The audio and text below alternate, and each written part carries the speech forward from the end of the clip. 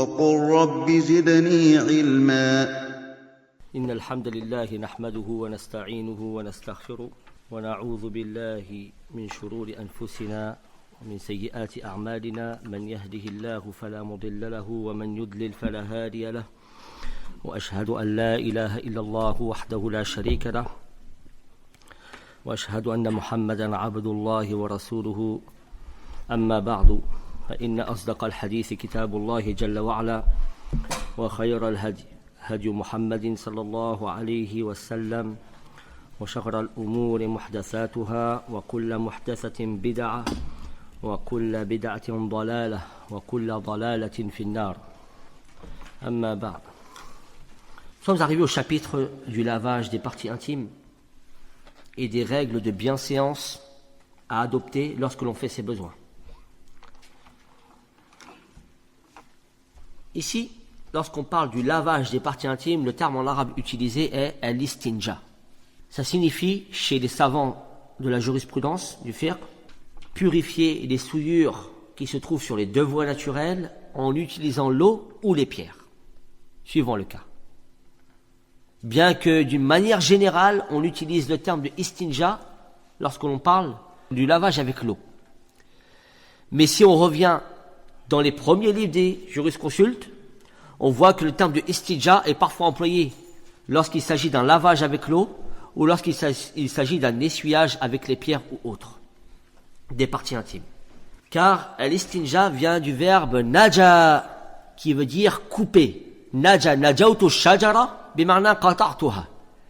Naja, ça veut dire couper. Donc ici, il y a cette notion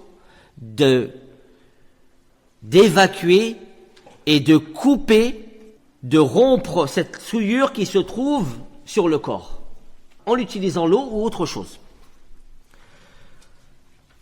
Les deux voies naturelles, ce sont quoi? Ce sont les deux orifices où sortent l'urine et les excréments. Le terme employé en arabe est as-sabilan, ou as-sabilayni. Donc l'auteur va citer dans ce chapitre les règles régissant la purification des souillures qui se trouvent sur les deux orifices, et il va évoquer les règles de bienséance à adopter lorsque l'on accomplit ses besoins. Beaucoup de musulmans, et à plus forte raison les non-musulmans, considèrent que ces choses-là n'ont aucun rapport avec la religion. Et que l'homme, en fait, il est libre de faire ce qu'il veut dans ceci. Ça, c'est ce que croit le commun des gens. Or, la réalité est tout autre. Car un groupe d'associateurs est venu voir Salman el-Farisi, compagnon du prophète sallallahu alayhi wa sallam, en lui disant « Votre prophète vous a tout enseigné, même comment faire ses besoins ?» Et Salman de répondre « Mais bien sûr, notre prophète nous a tout enseigné. » Puis il a dit « Il nous a même interdit de faire face à la qibla lors de l'accomplissement des besoins, de nous laver avec la main droite et de nous essuyer avec moins de 3 pierres ou d'utiliser des fientes et des eaux. » Les choses qu'a citées ici Salman et qu'il a rapporté du prophète sallallahu alayhi wa sallam sont des ordres religieux ou des interdits religieux. Si la personne les fait, alors il sera récompensé, et si la personne s'en écarte volontairement alors qu'il était obligé de les faire, alors cette personne-là sera sous le châtiment d'Allah tabaraka wa ta'ala, ou méritera le châtiment. Donc on voit bien que ce sont des choses qui sont directement liées à la religion. L'homme n'a pas une liberté de choix inconditionnelle dans ceci. Le hadith est rapporté par l'imam Muslim sous le numéro 262. Donc lorsqu'on a compris ceci, il convient d'apprendre comment faire ses besoins, selon la sunna de notre prophète sallallahu alayhi wa sallam. Et wallah, mes frères, on est dans le besoin d'apprendre ces choses-là, de les transmettre et de les enseigner. Barakallahu fikum. Et je vais vous rapporter des hadiths qui devraient vous faire réfléchir, Inch'Allah, concernant ces choses-là. Donc le cheikh commence à citer les règles de bienséance en disant, premièrement, il est conseillé dès lors qu'il rentre dans le lieu d'aisance. On m'a déjà reproché cette traduction en parlant des toilettes, les lieux d'aisance. Alors que c'est un terme français qui se trouve dans le dictionnaire, n'est-ce pas? Donc on parlera de lieu d'aisance ou de toilette ou de l'endroit où on s'isole pour faire ses besoins. Quand bien même cet endroit-là n'est pas fermé. Tout ce qui va suivre là concerne un endroit fermé ou un endroit à découvert, peu importe. Ce qu'il faut comprendre, c'est le lieu où l'on s'isole pour faire ses besoins. Cheikh Saadi dit, rahmallahu tabaraka wa ta'ala, il est conseillé, dès lors qu'il rentre dans le lieu d'aisance, de faire précéder son pied gauche. Pour quelle raison? Car la droite est légiférée pour de nobles choses, comme le lavage des membres des ablutions. On lave ses membres avec la main droite, pas avec la main gauche, n'est-ce pas? Puisque les ablutions sont des choses qui sont nobles, par lesquelles on se rapproche d'Allah tabaraka wa ta'ala. Ou alors le fait de manger, le fait de boire, le fait de rentrer à la mosquée, le fait de rentrer chez soi. Donc toutes ces choses-là qui sont nobles, on fait devancer la droite, le pied droit et la main droite, suivant les circonstances, sur la gauche. Dans les choses qui sont viles et rabaissantes, c'est le contraire. On fait devancer la gauche, la main gauche ou le pied gauche. Ceci est tiré d'un hadith rapporté par l'imam al-Bukhari ou Muslim d'après la version de Aïcha radiyallahu anha, qui disait, et lorsque l'on parle de Aïcha ou des femmes du prophète sallallahu alayhi wa sallam, il faut bien comprendre qu'elles ont un mérite que les autres compagnons n'ont pas. En plus du fait que ce sont les femmes du prophète. C'est qu'elles ont rapporté des faits et gestes du prophète sallallahu alayhi wa sallam alors qu'il était chez lui. Et nul n'a pu rapporter ces faits et gestes qu'il faisait chez lui au quotidien si ce n'est ses femmes.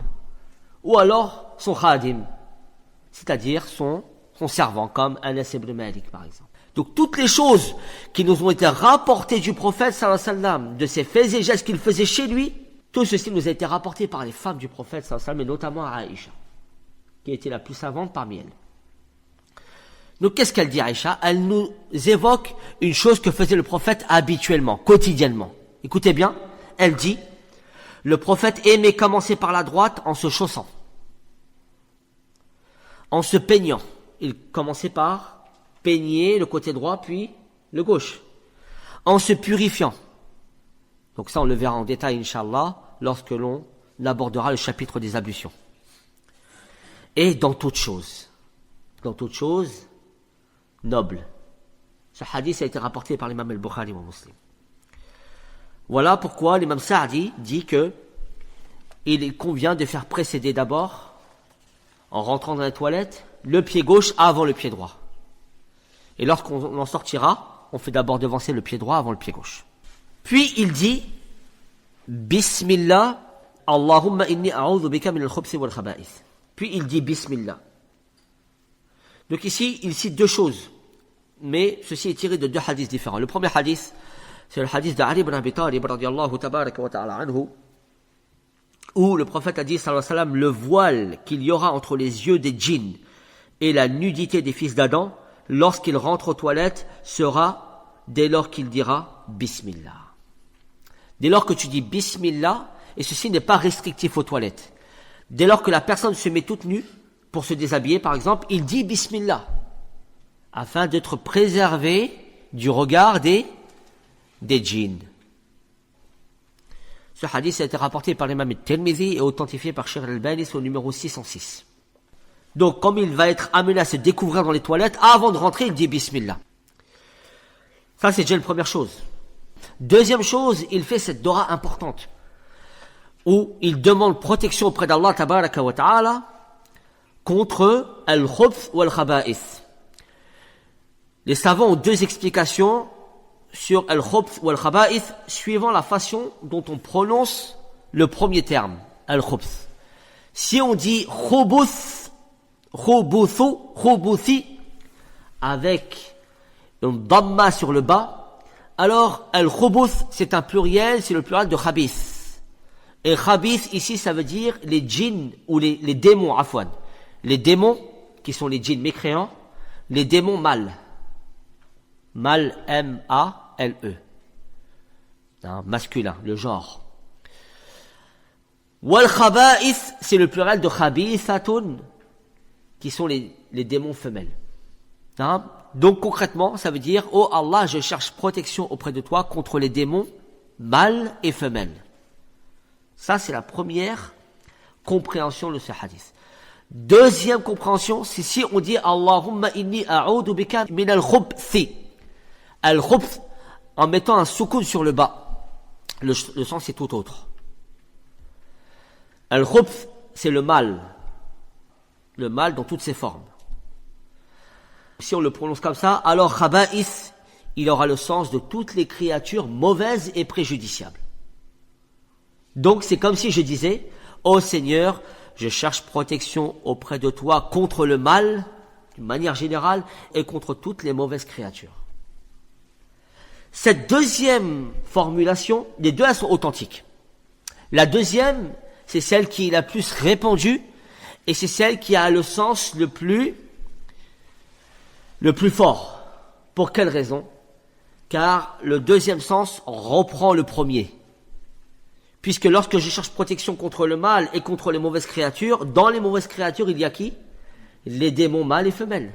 Voilà pourquoi Cheikh Abdullah al-Bassam, rahimallahu tabaraka wa ta'ala, dit que la personne, lorsqu'elle cherche protection auprès d'Allah, lorsqu'il rentre dans les toilettes, il doit avoir ce deuxième sens en tête.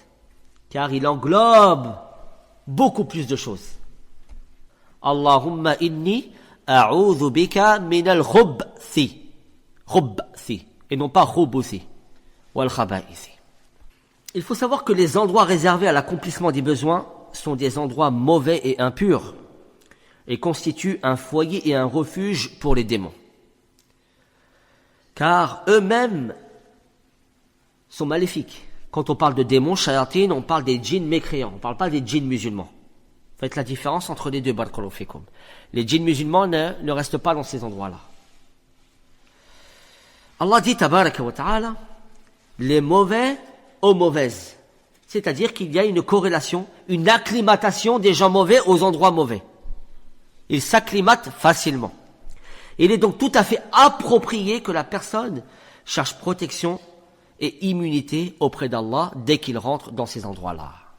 Ensuite, Cheikh Sa'di dit, rahmallahu tabaraka wa ta'ala, lorsqu'il sort des toilettes, il devance le pied droit. On l'a déjà expliqué ceci.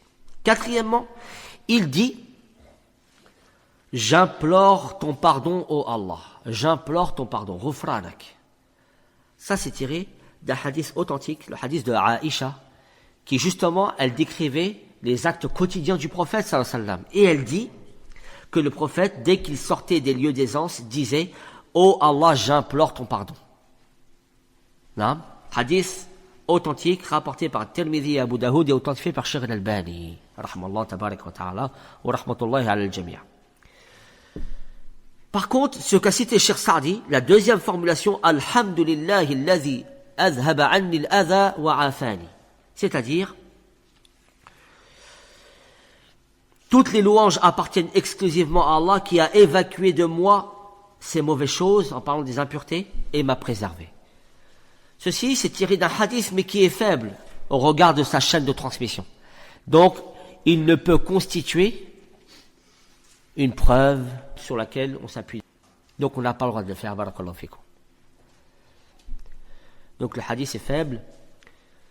Il y a presque unanimité sur la faiblesse de ce hadith, car Ismail ibn Muslim, c'est l'homme qui fait défaut dans la chaîne de transmission. Il y a unanimité sur lui qu'il est faible dans les narrations. Non, il ne respecte pas les conditions de validité pour la narration, c'est-à-dire l'intégrité religieuse ou alors la fiabilité dans la transmission du hadith. Donc on s'en tient à quoi? On s'en tient à dire Ghufranaka. Ça c'est authentique, alhamdulillah. Quelle est la sagesse de cette parole? Pourquoi dire en sortant des toilettes, oh Allah, j'implore ton pardon? Les savants ont parlé dessus. Et je vous ai rapporté ce qu'a dit le Cheikh Uthaymin, rahimallahu tabaraka wa ta'ala, où il dit, dès lors que l'homme se débarrasse des impuretés qui portent préjudice à son corps, il implore Allah tabaraka wa ta'ala de l'écarter des punitions qui résultent des péchés aussi. Car les péchés alourdissent le dos de la personne et le mènent à sa perte. Il en est de même des excréments et de l'urine. S'ils restent dans la personne, ils lui porteront préjudice. Alors, dès lors que l'homme se rappelle qu'Allah l'a allégé en lui permettant d'évacuer ses selles et son urine, il lui demande et il l'implore de lui alléger les mauvaises conséquences de ses péchés. Vous avez vu le lien qu'il y a entre les deux? Là.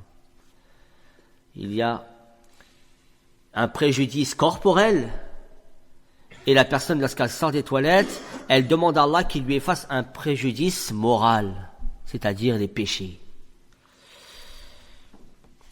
Cheikh Sa'di dit, rahmallahu tabaraka wa ta'ala, parmi les règles de bien-sens à adopter, il s'appuie sur sa jambe gauche et lève la droite.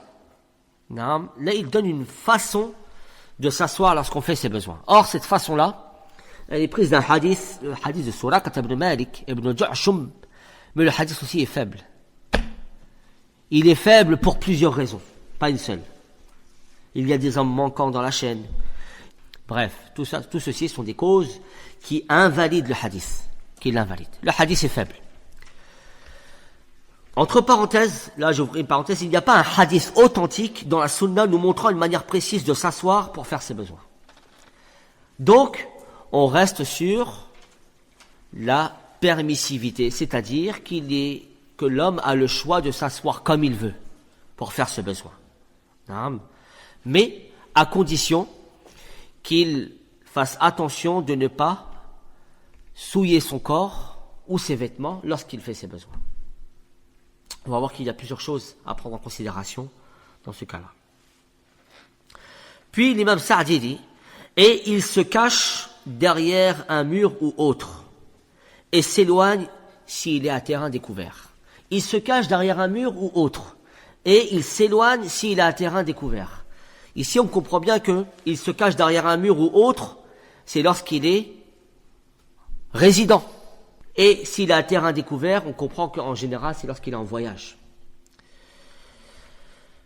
Il se cache derrière un mur ou autre. Ceci est tiré du hadith de Abdullah ibn Ja'far, radiyallahu tabaraka wa ta'ala anhu, qui a dit que le prophète aimait se cacher derrière des monticules ou des terrains élevés. Bien sûr, vous l'aurez compris, afin d'être préservé du regard des gens. Sallallahu alayhi wa sallam. Le prophète était plus pudique qu'une vierge dans l'endroit où elle vit. Inna Allaha hayyun sittir yuhibbu sitra wal haya. Allah tabaraka wa ta'ala est pudique et il cache les défauts de ses serviteurs. Quand on dit qu'Allah est pudique, c'est une pudeur qui n'a rien à voir avec la pudeur des êtres humains. Il faut bien comprendre ceci, Inch'Allah. C'est une pudeur qui lui est propre, tabaraka wa ta'ala, et qui convient à sa bienséance. Et il cache les péchés et la nudité de ses serviteurs et ses défauts. Et il aime que ses serviteurs soient ainsi, c'est-à-dire pudiques, et qui se cachent eux-mêmes et cachent les péchés et les défauts de leurs frères, et avant tout ses péchés à lui. Donc le prophète sallallahu alayhi wa sallam était comme ça. Il était très pudique. Donc il aimait se cacher derrière des monticules ou alors derrière les palmeraies touffus. Ce hadith est rapporté par l'imam Muslim sur le numéro 342. Ça, c'est lorsqu'il était plus ou moins résident. Il se cachait, sallallahu alayhi wa sallam. Lorsqu'il était à terrain découvert ou à terrain dégagé, puisqu'il n'y avait rien pour le cacher, le prophète, sallallahu alayhi wa sallam, avait recours à plusieurs choses. Premièrement, soit il s'éloignait. Il s'éloignait très loin, comme ceci a été rapporté dans le hadith de Jabir ibn Abdullah radiyallahu tabaraka wa ta'ala, qui a dit, nous sommes sortis avec le prophète sallallahu alayhi wa sallam en voyage et il ne faisait ses besoins à terrain dégagé qu'après s'être éloigné et caché de la vue des gens. Et dans une autre version, lorsque le prophète voulait aller au ciel, il s'éclipsait jusqu'à perte de vue. Ou alors le prophète sallallahu alayhi wa sallam s'écartait et en même temps il prenait avec lui une anaza, c'est-à-dire une espèce de petite lance où il posait un vêtement dessus et il faisait ses besoins derrière. Sallallahu alayhi wa sallam. Ce hadith est authentique et authentifié par Cheikh Al-Albani dans Sahih Abi Daoud. L'auteur du livre dit, il ne lui est pas permis de faire ses besoins sur la route, ou le chemin, ou l'endroit où s'assoient les gens habituellement, ou sous les arbres fruitiers, ou dans les endroits qui pourraient porter préjudice aux gens. Le prophète a dit, sallallahu alayhi wa sallam, évitez les deux choses qui appellent à la malédiction sur vous. Et je l'ai traduit comme ça, puisque c'est un des sens qui est voulu. Évitez les deux choses qui appellent à la malédiction sur vous. C'est-à-dire que si vous les faites, les gens vous maudiront. La deuxième explication, évitez les deux choses par lesquelles celui qui les commet sera maudit par Allah tabaraka wa ta'ala. Ils dirent, quelles sont ces deux choses, ô envoyé d'Allah? Le prophète de réponse, sallallahu alayhi wa sallam, celui qui fait ses besoins sur la route des gens, sur le chemin des gens, ou aux endroits où les gens s'assoient à l'ombre. D'une manière générale, les gens s'assoient à l'ombre. Ils ne s'assoient pas sous le soleil. Le prophète nous a interdit de faire nos besoins dans ces lieux-là, les routes, ou alors dans les endroits où les gens s'assoient à l'ombre. Rapporté par l'imam Muslim, sur le numéro 269, d'après la version d'Abi Hurayra. Selon une autre version de ce hadith, évitez les trois mala'in, les trois choses, comme je l'ai dit, qui provoquent la malédiction des gens sur vous, ou alors les trois choses par lesquelles vous serez maudits. 1. Faire vos besoins auprès des points d'eau. 2. Au milieu des routes. 3. Ou à l'ombre et dans les endroits où les gens s'assoient habituellement. Rapporté par Abu Daoud et hadith reconnu Hassan bon par Sheikh al-Albani. Il est de même interdit d'uriner dans l'eau stagnante, car le prophète a dit sallallahu alayhi wa sallam, n'urinez surtout pas dans l'eau stagnante qui ne coule pas. Aussi, on ne n'urine pas sur un terrain qui est dur, comme le goudron, l'asphalte par exemple, ou un terrain rocailleux. La raison, vous la connaissez, pour éviter que les éclaboussures reviennent sur la personne. J'ouvre une parenthèse ici. Vous savez, dans certains endroits, il y a ce qu'on appelle des urinoirs. C'est quoi un urinoir? Dans certaines toilettes publiques, on a ce qu'on appelle l'urinoir. Voilà. La personne, elle urine debout. Uriner debout, c'est pas interdit, à deux conditions. Première condition, il faut être préservé du regard des gens, c'est-à-dire préserver sa nudité. Deuxième condition, et là on y vient, il faut que la personne, elle se protège des éclaboussures. Or, dans les urinoirs, à moins d'être plus ou moins écarté, celui qui arrive à ne pas recevoir les éclaboussures, masha'Allah, il est préférable de faire ses besoins dans les toilettes fermées, normales, en ce qui le concerne, et ne pas le faire dans les urinoirs. Je ferme la parenthèse ici. Donc, la personne, elle doit rechercher un terrain qui est meuble, un terrain meuble, où justement la terre va venir absorber directement l'urine. Aussi, ceci est une raison qui ont poussé beaucoup de savants à dire qu'il est préférable d'uriner pour l'homme, à plus forte raison pour la femme, assis. Aussi, en fait, là je suis en train de parler de choses qui peuvent être comprises par l'entendement et par le bon sens. On ne doit pas faire ses besoins face au vent, puisque sinon l'urine revient sur toi. Donc, cela va de soi, Inch'Allah. Tout ça pourquoi les frères? Pourquoi les savants parlaient dessus? Car, comme je l'ai expliqué, l'urine, contrairement au sel, l'urine, les gens n'y attachent pas beaucoup d'importance, c'est-à-dire n'y voient pas la gravité. Et font preuve de laxisme par rapport à l'urine. Voilà pourquoi le prophète a dit, sallallahu alayhi wa sallam, la plupart des châtiments de la tombe sont dus ou sont une résultante de l'urine. Qu'est-ce que ça veut dire? Ça veut dire que la personne, elle prie avec de l'urine sur ses vêtements ou sur son corps. Et il ne prend pas toutes les précautions pour annihiler cette souillure avant de prier. Par négligence, par insouciance, par laxisme. Ceci est une cause des châtiments de la tombe. Mais la plupart des châtiments de la tombe, comme a dit le prophète, proviennent de cette cause-là. Sont dus à cette cause-là. Ibn Abbas a rapporté que le prophète sallallahu alayhi wa sallam est passé devant deux tombes. Il dit, les deux hôtes de cette tombe sont en train de se faire châtier. Le premier, il se fait châtier à cause du fait qu'il ne faisait pas attention à l'urine qu'il y avait sur lui. Et il priait comme ça. Et on le verra, Inch'Allah, en détail. La purification est une condition de validité de la prière. La purification par les ablutions et la purification des souillures. Donc celui-là, il ne faisait pas attention à son urine. Et il priait comme ça. Donc il est châtié dans la tombe. Le deuxième, il colportait. Namima. Donc le prophète a pris ces deux brindilles, il les a posées sur chacune des deux tombes, et les compagnons se sont interrogés, puisqu'ils ont vu quelque chose que le prophète n'avait jamais fait auparavant. Ils ont dit, Ya Rasulallah, pourquoi tu as fait ceci? Il a dit, afin que le châtiment leur soit allégé, jusqu'à ce que ces deux brindilles s'assèchent, ou deviennent sèches. Donc c'est un allègement du châtiment temporaire. Dès lors que la brindille devient sèche, le châtiment redevient comme il était auparavant. Imaginez-vous. Ce hadith est rapporté dans les deux Sahih, hadith de Ibn Abbas. Ceci nous prouve bien que ces choses-là ne doivent pas être prises à la légère. Barakallahu fikum. En même temps, il ne faut pas tomber dans les waswas. Les waswas, c'est quoi? C'est que la personne, après s'être purifiée, il n'est pas tranquille. Ah, il y a encore quelque chose. Et je vais me relaver. Puis il refait ses ablutions. Puis il n'est pas tranquille. Puis il va commencer la prière, il dit non, c'est pas bon. Puis il repart, etc. Là, on appelle ça du waswas. Et le waswas, c'est une maladie. Non, c'est pas un état normal, le waswas.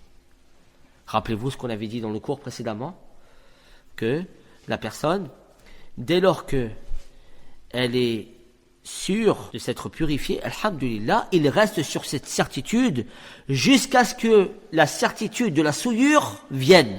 C'est-à-dire, il viendra annuler cette certitude de la purification, la certitude de la souillure ou de l'état d'impureté rituelle. Donc une certitude viendra annuler une certitude. Et le doute ne vient pas annuler une certitude. Donc si tu es sûr de t'être purifié correctement et d'avoir fait tes ablutions correctement, ne viendra annuler cette certitude qu'une autre certitude. Donc le waswas est un doute, donc on reste sur la certitude. Barakallahu fikum. Et ça c'est la sunna de notre prophète sallallahu alayhi wa sallam. Le prophète a dit sallallahu alayhi wa sallam, purifiez-vous de l'urine, car la majeure partie des châtiments de la tombe sont dus à l'urine. Le prophète aussi a interdit sallallahu alayhi wa sallam de faire ses besoins dans l'endroit où on se lave. Le prophète a dit sallallahu alayhi wa sallam que l'un d'entre vous n'urine pas dans l'endroit où il se lave. Rapporté par Abu Daoud et authentifié par Sheikh al-Albani rahmallahu tabaraka wa ta'ala. En outre, il est permis d'uriner s'il y a une évacuation de l'eau. Donc j'ai donné l'exemple de la baignoire ou de la douche. Si l'eau s'évacue, il est permis d'uriner. Pas de déféquer. Il est permis d'uriner à la condition que on ne pourra se laver dans cet endroit qu'après avoir évacué cette urine correctement. Notamment, va dans cet avis-là, Cheikh al-Uthaymin, rahmallahu tabaraka wa ta'ala.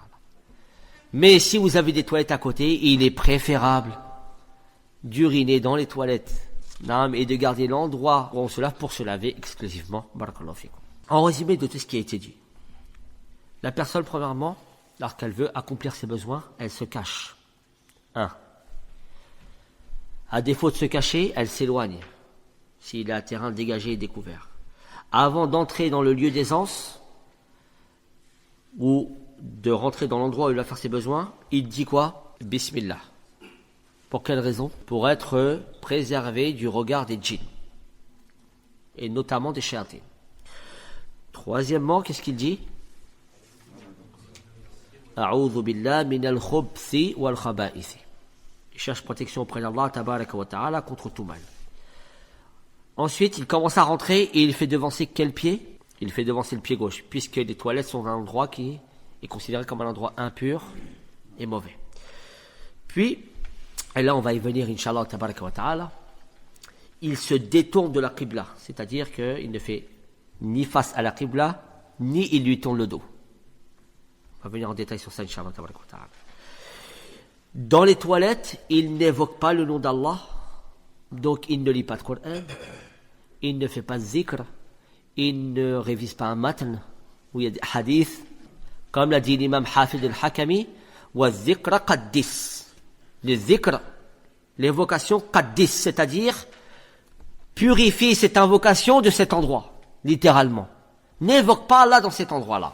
Il ne convient pas d'évoquer Allah et tout ce qui se rapporte au rappel d'Allah tabaraka wa ta'ala dans ces endroits-là. Il évite aussi de faire ses besoins sur le chemin des gens, dans les points d'eau, les ombres, les bords des rivières, aux portes des mosquées, dans les trous et les terriers, sur un sol dur, dans l'eau stagnante, face au vent, dans l'endroit où on se lave et sous les arbres fruitiers. Donc l'auteur du livre dit, rahmallahu tabaraka wa ta'ala, il ne fait pas face à la qibla ni lui tourne le dos lorsqu'il fait ses besoins. Et d'ailleurs, l'auteur du livre a cité le hadith en question où Abu Ayyub al-Ansari radiyallahu anhu a dit que le prophète a dit sallallahu alayhi wa sallam, quand l'un de vous va au sel, qu'il ne fasse pas face à la qibla ni ne lui tourne le dos, mais qu'il se dirige vers l'est ou l'ouest. Ici, il y a un autre hadith qui est rapporté par l'imam al-Bukhari ou Muslim au même titre que celui-là, où Abdullah ibn Omar a dit que j'ai grimpé un jour la demeure de Hafsa, qui est sa sœur de sang, et qui est en même temps la femme du prophète sallallahu alayhi wa sallam. Et par inadvertance, il a vu le prophète faire ses besoins. Donc quand il dit il a vu le prophète, il n'a pas fixé son regard sur lui, il l'a contemplé en train de faire ses besoins, c'est pas du tout ça. Il l'a vu par inadvertance, mais le peu qu'il a vu qu'il était en direction du Shem, c'est-à-dire du nord, et il tournait le dos à la qibla. Alors nous avons deux hadiths en apparence qui se contredisent. Le premier hadith qu'a cité l'auteur du livre, le hadith de Abi Ayyub, où le prophète nous interdit formellement de faire face à la qibla et de lui tourner le dos lorsque l'on fait nos besoins.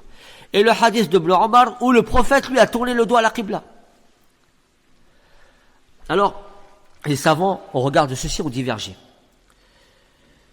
Le premier avis, c'est ceux qui ont dit qu'il est formellement interdit de tourner le dos à la qibla et de lui faire face, que l'on soit dans un édifice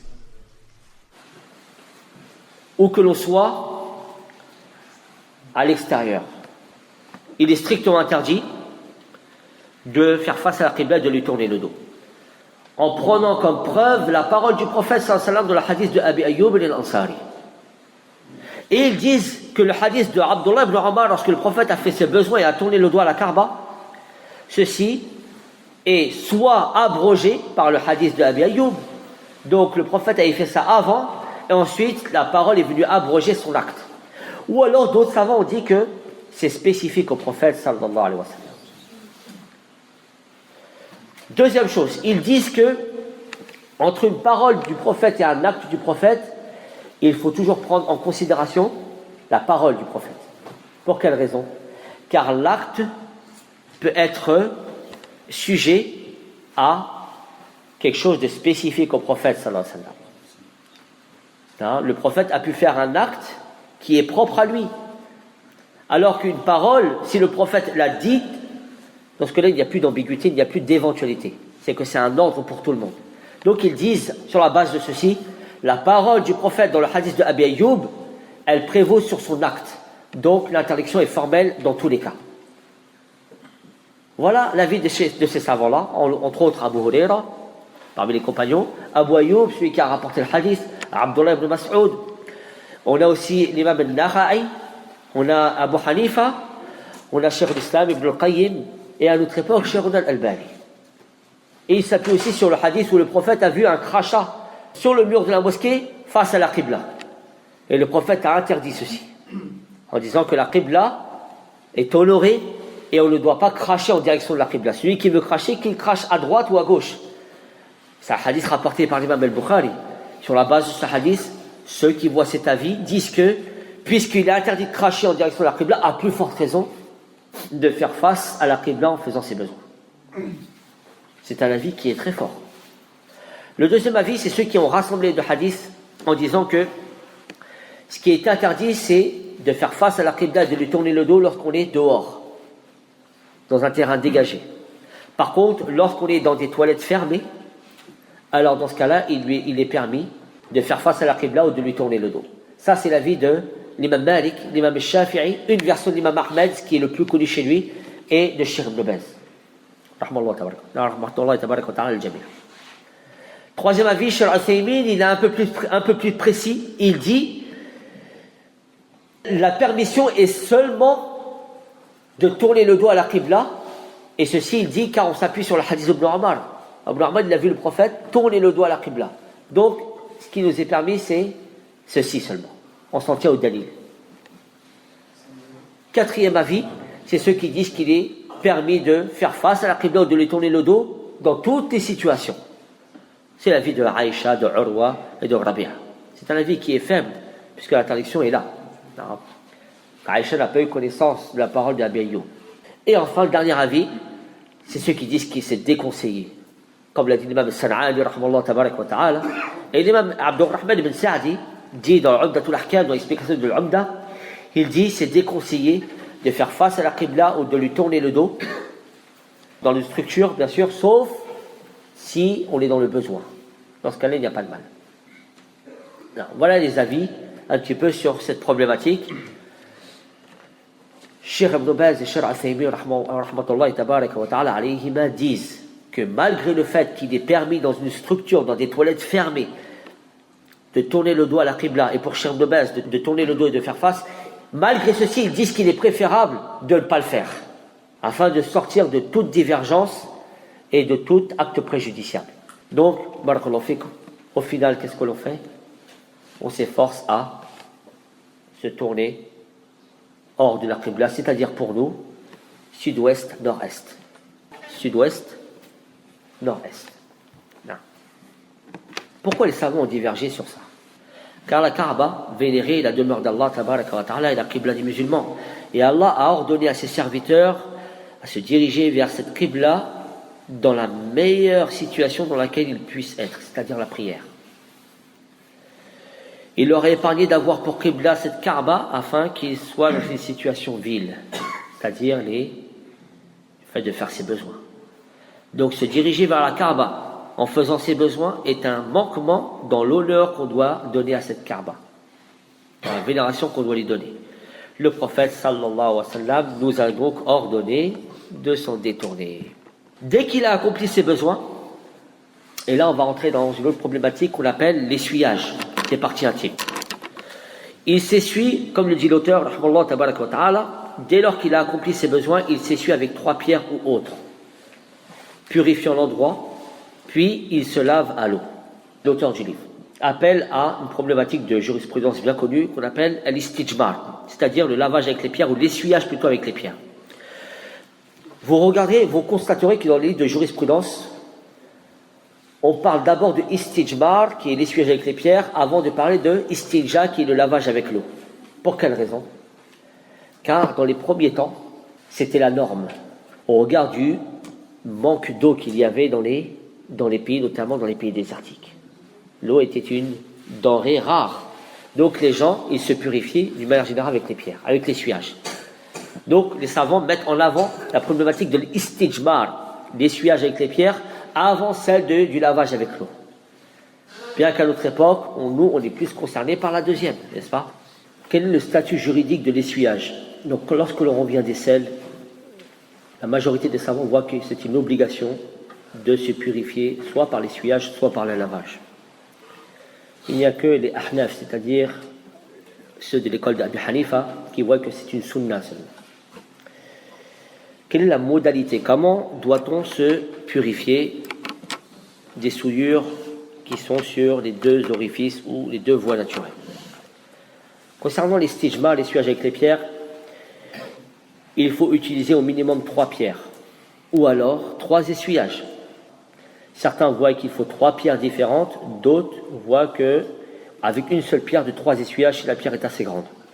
Aussi, deuxièmement, l'essuyage se fait avec la main gauche, puisque le prophète a dit, sallallahu alayhi wa sallam, dans le hadith de Abi Qatada, Al-Haris ibn Rab'in al-Ansari, le prophète a dit, sallallahu alayhi wa sallam, que l'un d'entre vous ne touche surtout pas son sexe alors qu'il est en train d'uriner avec la main droite. Puis il a dit, et que l'un ne s'essuie pas les parties intimes avec la main droite. Et le prophète a dit aussi dans ce hadith-là, et que l'un d'entre vous ne respire pas dans le récipient. Le hadith-là est authentique, il est rapporté par l'imam al-Bukhari ou Muslim. Aussi, on commence par devant avant derrière, non, puisque l'urine est une impureté qui est beaucoup plus facile à enlever que les selles. Aussi, ce qui est demandé, c'est d'enlever l'impureté elle-même. S'il reste des traces, alors la législation passe dessus et ceci est pardonné. Aussi, il ne faut pas utiliser pour l'essuyage des aliments, comme des fruits et légumes et autres. Des choses nobles, comme des feuilles de livre, comme de la soie, comme des billets de banque. Tout ceci a été évoqué par les savants. Il est interdit aussi d'utiliser des fientes d'animaux, au regard de la parole du prophète sallallahu alayhi wa sallam, où le prophète a interdit d'utiliser les os des animaux et les fientes, car les os constituent la nourriture des djinns musulmans, alors que les fientes constituent la nourriture de leur bétail. Et enfin, il faut viser un nombre impair, car le prophète a dit sallallahu alayhi wa sallam, celui qui a recours à l'essuyage avec les pierres ou autres, qu'il vise un nombre impair, c'est-à-dire 3 au minimum. Si ce n'est pas suffisant, alors 5, 7, 9. Quelles sont les conditions de validité? Quand je parle de conditions ici, il faut bien comprendre que il faut les respecter afin que la purification soit valide et par conséquent la prière soit valide, n'est-ce pas? Donc ce que je vais citer ici, c'est d'une extrême importance. Premièrement, il faut la purification d'elle-même, c'est-à-dire enlever cette impureté. Deuxièmement, il faut au minimum 3 essuyages ou 3 pierres. C'est-à-dire que si je fais 2 essuyages seulement, ma purification n'est pas valide. Donc je n'ai pas le droit de prier. Même s'il n'y a plus rien. Il faut 3 au minimum. 3 ou plus. Donc 3 essuyages ou 3 pierres différentes. Ou alors, si on utilise le papier, 3 fois. Aussi, il faut que la chose avec laquelle on va essuyer, il faut qu'elle soit pure et non pas impure. Nous avions parlé le cours dernier des peaux de bêtes non tannées. Certaines sont pures, certaines sont impures. Les peaux de bêtes impures, les peaux des fauves par exemple. Avant tannage, elles sont impures. Après tannage, elles sont pures. Avant tannage, il m'est interdit de les utiliser pour m'essuyer. Donc il faut utiliser quelque chose de pur. Barakallahu fikum. Et enfin, ne pas utiliser ce qui est interdit, comme les os, les fientes et autres. Car aussi là, l'essuyage ne sera pas effectif et valide. Certains savants se sont posé la question, est-ce qu'on peut utiliser l'essuyage et le lavage en même temps? C'est-à-dire essuyer et laver. Certains savants voient que la sunna, c'est de faire l'un des deux. Et d'ailleurs, Cheikh Sardi dit ici, l'essuyage suffit, ou alors le lavage avec l'eau, l'istinja suffit. Certains savants voient que c'est même préférable, mustahab, de s'en tenir à l'un des deux seulement. Car le prophète sallallahu alayhi wa sallam, il a utilisé l'eau seulement, dans certains cas, dans d'autres cas, il a utilisé les pierres seulement.